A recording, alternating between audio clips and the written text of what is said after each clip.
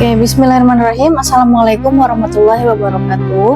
Alhamdulillah, marilah kita panjatkan puja dan puji syukur kita kehadirat Allah Subhanahu wa Ta'ala, yang mana telah memberikan rahmat, hidayah, nikmat rezeki, kesehatan kepada kita semua.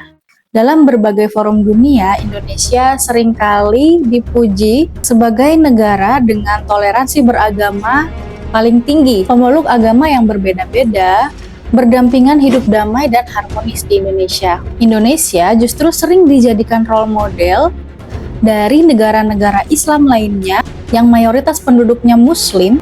Justru tidak ada obsesi untuk mendirikan negara Islam sendiri demi merangkul sesama. Secara umum, kehidupan beragama di Indonesia aman dan damai tidak dapat dipungkiri. Tapi realitas keagamaan masih jauh dari nawacita damai yang dibayangkan. Misalnya, kerusuhan bernuansa agama di Tolikara, Manokwari, Singkil, dan tempat lainnya.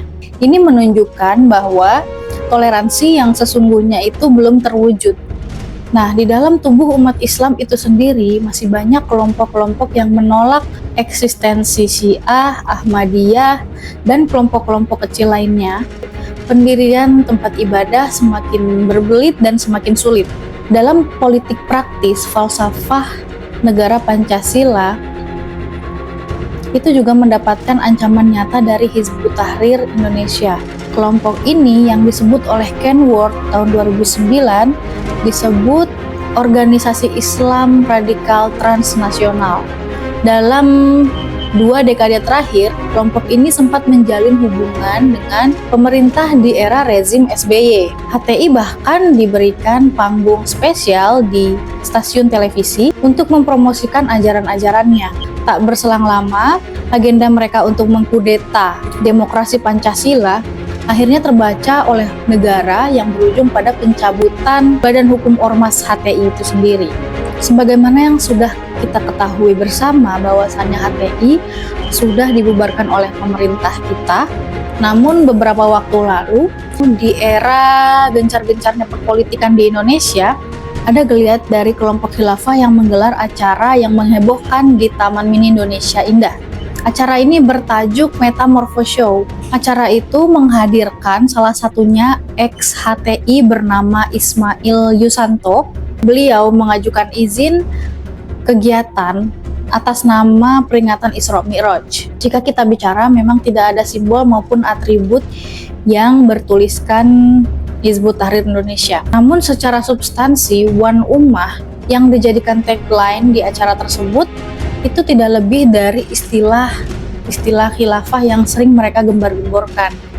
Memang ada perubahan strategi HTI di zaman sekarang sejak resmi dibubarkan secara organisasi. Secara ideologi, gerakan ini akan tetap melakukan kajian dan gerakan dengan nama yang berbeda-beda yang akan menyasar generasi-generasi muda. Seberapa bahayakah metamorfosis HTI?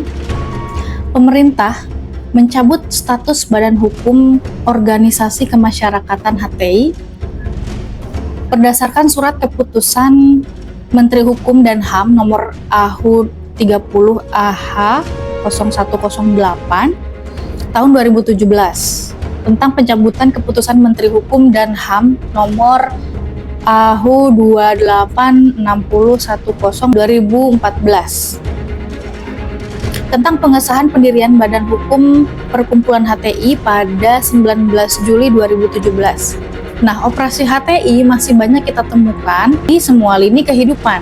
Meski tidak eksplisit menggunakan nama HTI, pola gerakan dan ajaran intinya itu sama, yaitu seputar pendirian khilafah Islamiyah dan delegitimasi pemerintahan sekuler. Propaganda neo-HTI tidak berhenti pada pagelaran komunal saja.